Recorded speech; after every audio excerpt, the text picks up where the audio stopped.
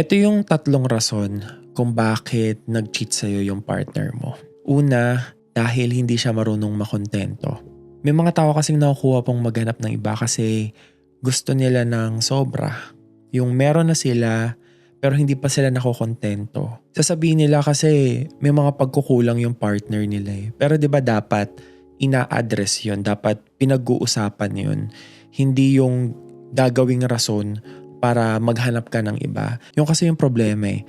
Kapag nakakita siya ng pagkukulang, imbes na sabihin niya, imbes na kausapin ka niya, ang ginagawa niya, nagpapa-comfort siya sa iba.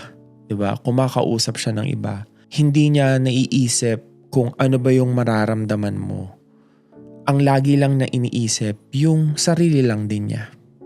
Yung sarili niyang fulfillment, yung pakiramdam niya, yung gusto niya maging buo.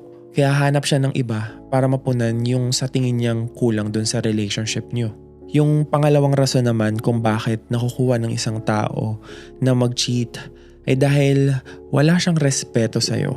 Ayun pa naman yung isa sa pinaka-importanting bagay para magtagal ang isang relasyon, yung respeto. Siyempre kapag nawala yung respeto, dahil nga sa pag-cheat niya, nawawala na rin yung tiwala mo. Sa kawalan ng respeto, hindi niya iniisip kung ano yung mararamdaman mo. Hindi niya iniisip kung ano yung epekto ng pag-cheat niya sa mental health mo, sa relationship niyong dalawa, sa everyday life mo. Hindi niya nakikita yon kasi nakatuon lang siya sa sarili niya.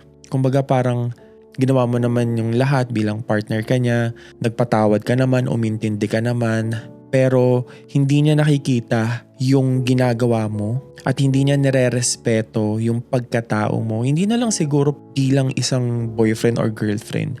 Hindi niya nire-respeto yung sarili mo bilang isang tao.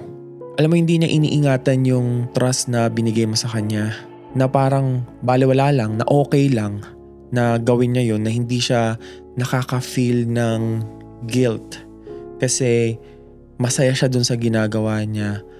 Not until nalaman mo na yun pala yung nangyayari behind your back. At yung pangatlong rason kung bakit siya nag-cheat sa'yo ay siguro baka ganun talaga siyang tao. Baka nakaukit na dun sa pagkatao niya, sa puso niya, sa isip niya na cheater siya. Yung kinareer niya yung pagiging selfish. Yung hindi na naiisip na makakasira siya ng buhay ng iba. Yung mga ganong tao, yung sariling happiness lang nila yung mahalaga. Para bang hindi sila nagigilty sa ginagawa nila kasi ganun na sila eh. Tapos sila yung mga tao na nagkakaroon ng satisfaction na meron silang mga tao na namamanipulate, na nasasaktan, na napapaikot. Sobrang daming kwento ng cheating yung nabasa ko.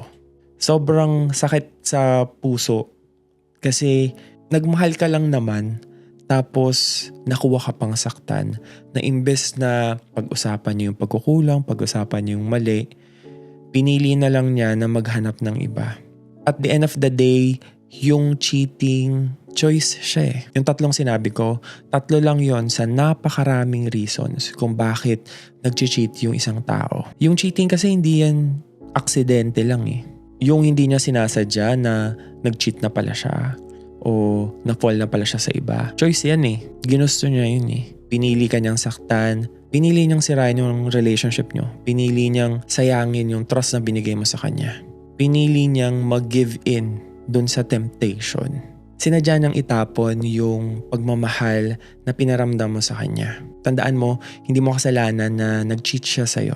Ikaw yung sinaktan. Ikaw yung sinayang. Sa tingin mo, anong rason niya kung bakit siya nag-cheat sa'yo?